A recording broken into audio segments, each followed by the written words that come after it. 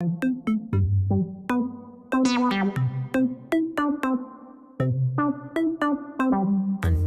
and go to the overlay. This is such a cool overlay, by the way. Look at it. Hello, everybody. Hello. Hi, Goofin. Hi, Jordan. Let's go while we're young. I hear maracas. Where the hell's the maraca coming from? I have no idea. Yeah. Don't know where the maracas are coming from. The overlay is thanks to Khalees. She sent it to me, and I was blown away. I was like, damn, that looks so good. Thank you.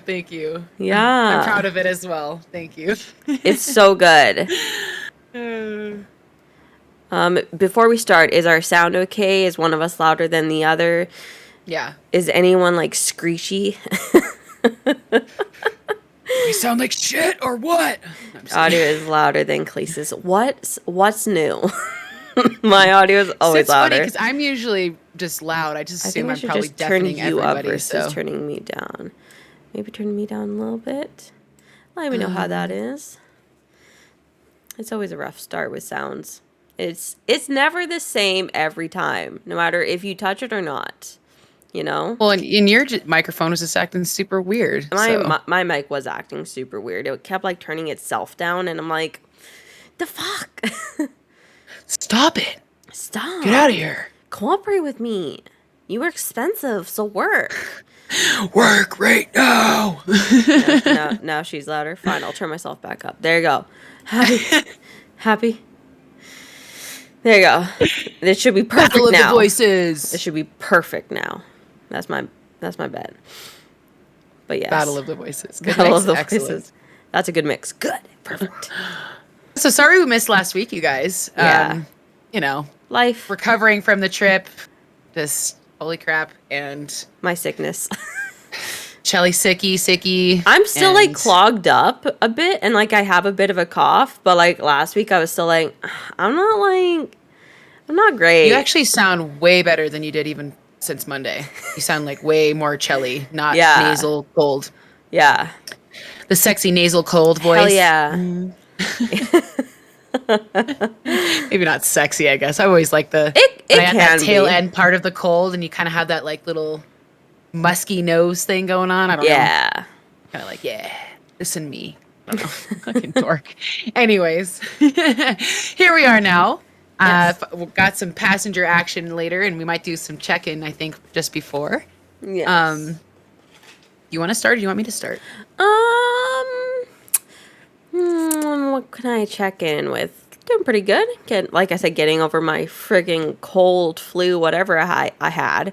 Wasn't fun. I still got a bit of a cough and a runny nose, but it's nowhere near as bad. That's such a relief. It's not fun being sick. No, definitely not. Like, the first 5 days were pretty brutal. Like, yeah. I woke, like, it all started on the last time on the podcast, actually. I was going to say, when your eyes were hella itchy and you were like, this makeup's fucking me up. My eyes were all sore, and my throat was actually really sore the entire time. And I just chalked it up to, I was doing a lot of talking during the day with residents and blah, blah, blah. I'm going to be fine tomorrow. And then I woke up and I'm like, I'm not fine. I'm not okay. Like, I didn't sleep at all because like my throat was so sore. Yeah. And then I called my boss and I'm like, I know it's your day off and I feel really guilty and I haven't taken a proper sick day in like 2 years, but I'm really not doing okay. I am hurting. Yeah. And then she was planning to come into work anyway, so it just worked out. But good. Like we had the Friday, Saturday, Sunday, and Monday off. Like we had a long day, like a long time off, and we were gonna enjoy it, and I couldn't.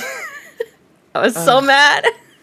You're just like stuck being sick. That's the worst feeling on the planet. Yeah, and we had like a good long like weekend off, and you're gonna be sick the whole time. No, you're sick. Sit down. Lay down, take a nap. No more for you. Yeah, but the one thing that pushed me through it was I'm not a big I'm a Coachella fan. I don't give a shit about Coachella. I never follow it. Care less. Except for like my Twitter always blows up because people go. Mm-hmm. But the one thing that pulled me through my sickness is one of my favorite K-pop groups of all time. They had a surprise reunion, and 21 performed at Coachella as a 4-member group. It's been 6 years since that's happened. Oh, that is so cool. And they like performed, and I'm like, is this real life? Am I just having a fever dream? But no, it was real. They fucking performed. Pinch me. It happened. And it just made me so happy because it's been, like I said, 6 years since they've had like any group activity. All of the members have gone their single ways, but they always remained friends because they would always do like little projects together and take pictures together. And like, and everyone's like, give us a 21 comeback. And they tried several times, but companies and timing and blah, blah, blah. But like, Coachella, they did it.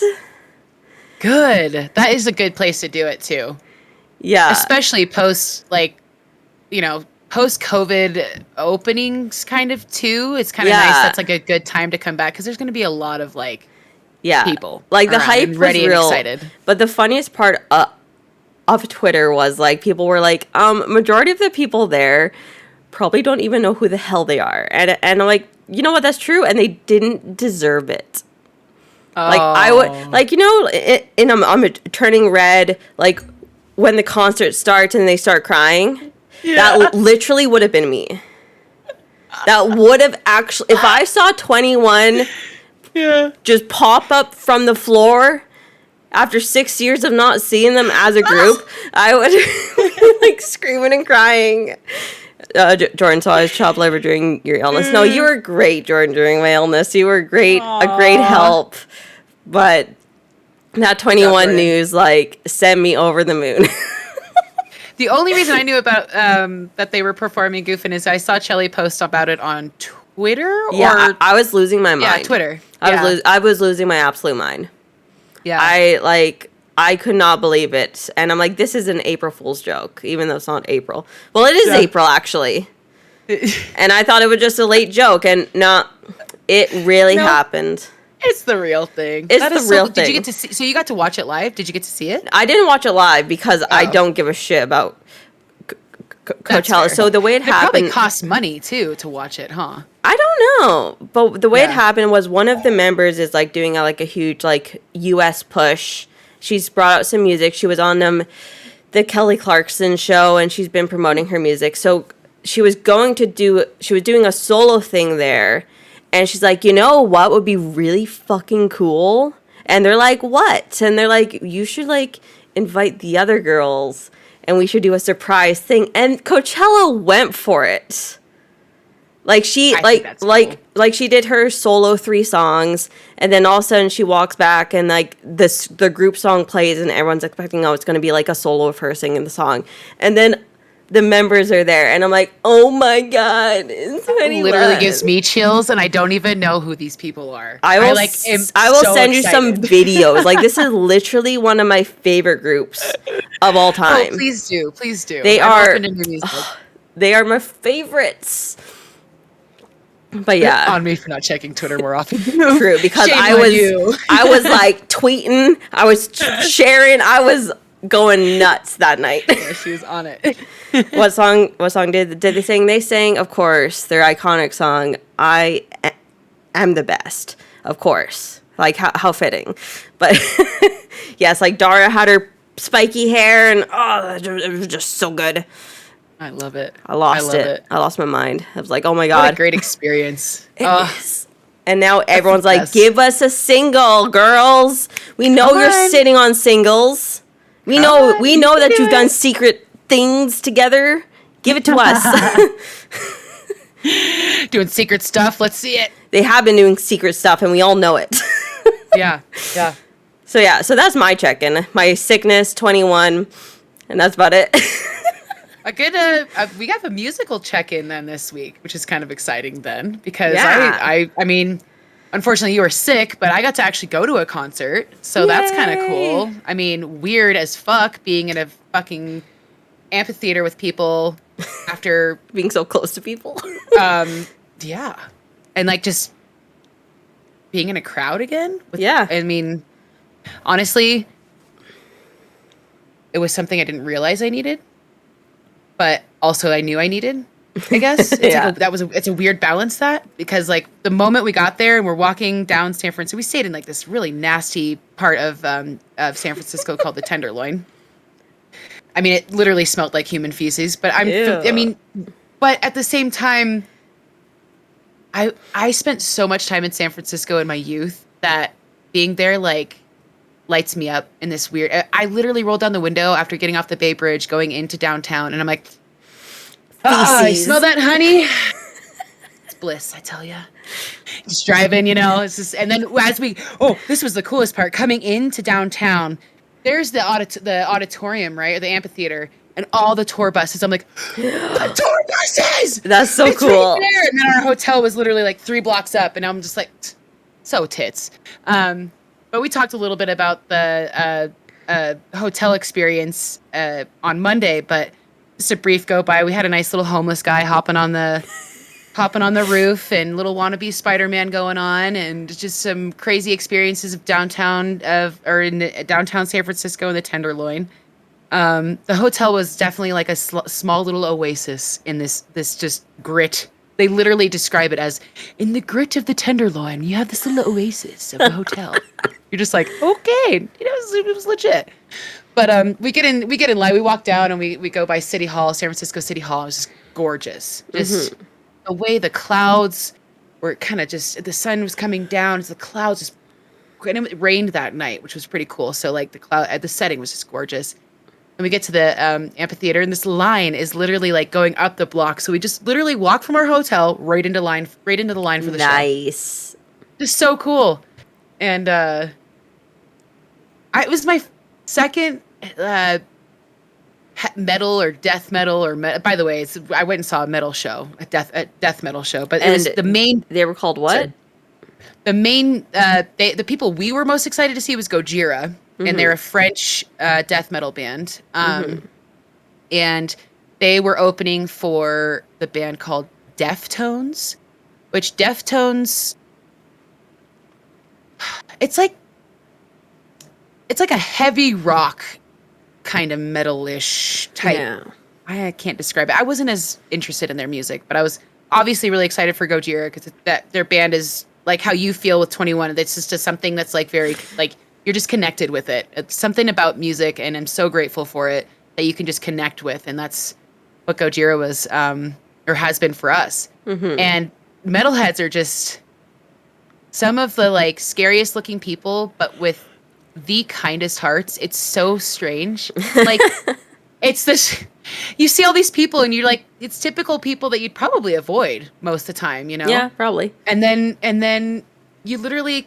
They're actually so cool and so kind. And like, it's interesting. There wasn't a lot of mosh pit, which that's the kind of thing that will happen in these kinds of concerts, but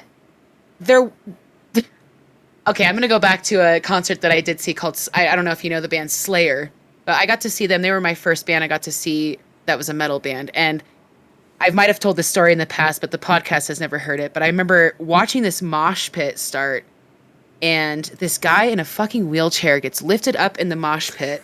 And they're like, yeah, like, he's like, yeah, I don't think he had legs. And if I'm trying to remember why he was in the wheelchair.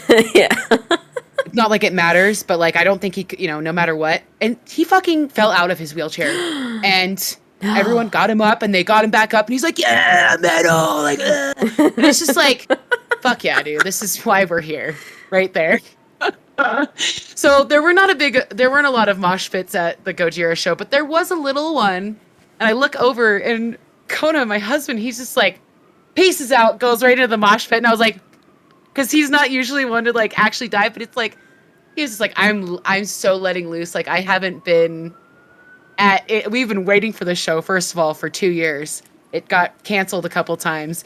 And I just look over, and he's just sitting there like running around, like sweating and pushing people around. And I was just like, and I put my phone in my pocket, dive in there, and I did nothing. It all like kind of dispersed shortly after that, and because there was like hopefully not because they're all like, Khalees is joining. Disperse. Here she comes. I'm that insecure though that I definitely would think that. So Welcome to my world. I'm sure it wasn't because of you. No, it wasn't me. I know that. But yeah, it's short. I didn't get to get super into it, but I definitely tried, and that was pretty fun. But yeah, so the metal show is great. We had a really good time. I wrote some notes about it, but I'm trying to see what I said about it. But when we left the venue, they were selling hot dogs. There was 3 or 4 hot dog stands. Hell yeah. After concert hot dogs? Yeah, we went to go get one. And I'm not going to lie, we were pinching pennies because we wanted to be smart about the flow. It's a hot dog, though. It's what, $2? And it was a $10 hot dog, Chelly. I literally just said a $2 hot dog. Without motherfucking toppings. What? You had to pay extra for, ketchup and stuff? We looked at the guy and we're like, oh, sorry. No, we're going to go back to the thank you, though. And he actually tried to bargain with us, and we're like, nah. Yeah, give me a $2 hot dog, because that's all what a hot dog is worth. Not even worth, dude. I don't want to bargain with you over a hot dog, bro. I'll get an 8-pack down the street for $4, bro. Yeah, so that was kind of oh. $10 and our walk back was great. So yeah, $10. And we actually didn't stay for the main show, Deftones. We stayed for part of the first song, and we were like, we came here for what we wanted. So we actually ended up getting back to the hotel to get into the pool before it closed at 10. Yeah, and we not snuck in, but we got into the hotel, got our bathing suits on, and were able to get into the pool by 9:50. It was 87 degrees. Mm-hmm. And which was nice and warm for San Francisco too. That's good. You better have it up because it's a cold city. And yeah, it was really fun. We just got to take a dip by ourselves, no one around. It's one of my favorite things, a late night dip in a pool. Oh, yeah. So good. So good. And yeah, it was nice. It was really relaxing, and I'm just so grateful. My parents could help watch the kids too, so that was nice. That was rad. Yeah. Really good experience. Definitely drank too much. By the way, which is a big reason the Wednesday stream last week didn't kick in, because Mama can't drink like she used to, and I don't drink very often anymore either. So I had a bit of a hangover. Yeah. So that wasn't very fun, but that's okay. We just kind of went hard because we were like, fuck yeah, no kids! Whoa!